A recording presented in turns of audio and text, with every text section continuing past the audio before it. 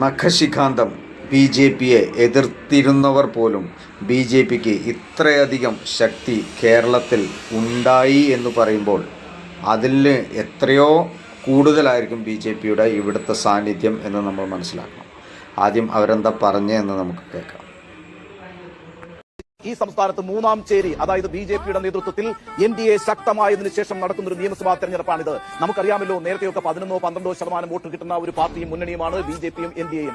അതുപോലെ വടക്ക് മഞ്ചേശ്വരത്ത് വിജയിച്ചു വന്നാലായി, തോറ്റാലായി. തെക്ക് നേമത്ത് വിജയിച്ചു വന്നാലായി, തോറ്റാലായി. ഇതിനപ്പുറത്തേക്ക് ബി ജെ പി ഒരു വളർച്ച കഴിഞ്ഞ ഏതാണ്ട് ഒരു 10-12 വർഷക്കാലം കാണിച്ചിട്ടില്ല. എന്നാൽ ഇപ്പോൾ സ്ഥിതി അങ്ങനെയല്ല. സംസ്ഥാനത്ത് 140 നിയമസഭാ മണ്ഡലങ്ങളിൽ ഏതാണ്ട് 30 നിയമസഭാ മണ്ഡലങ്ങളിൽ കടുത്ത ത്രികോണ മത്സരമാണ് നടക്കാൻ പോകുന്നത്. ഒരു സംശയവും വേണ്ട. 2024 ലോക്സഭാ തെരഞ്ഞെടുപ്പിലെ ആകെ ഫലം പരിശോധിക്കുകയാണെങ്കിൽ ഏതാണ്ട് 11 നിയമസഭാ മണ്ഡലങ്ങളിൽ ഒന്നാം സ്ഥാനത്തെത്തിയ പാർട്ടി ബി ജെ പി ആണ്, എത്തിയ മുന്നണി NDA ആണ്. അതുപോലെ 9 നിയമസഭാ മണ്ഡലങ്ങളിൽ അവർ 2ാം സ്ഥാനത്താണ് എത്തിയിരിക്കുന്നത്. നോക്കൂ, കഴിഞ്ഞ തദ്ദേശ തെരഞ്ഞെടുപ്പിൽ എന്താ സംഭവിച്ചത്? വലിയ മുന്നേറ്റം ബി ജെ പിക്ക് ഉണ്ടാക്കാൻ കഴിഞ്ഞിട്ടുണ്ട്. 9 നിയമസഭാ മണ്ഡലങ്ങളിൽ 40,000-ന് മുകളിലാണ് കേട്ടോ അവരുടെ വോട്ട് എന്ന് പറയുന്നത്.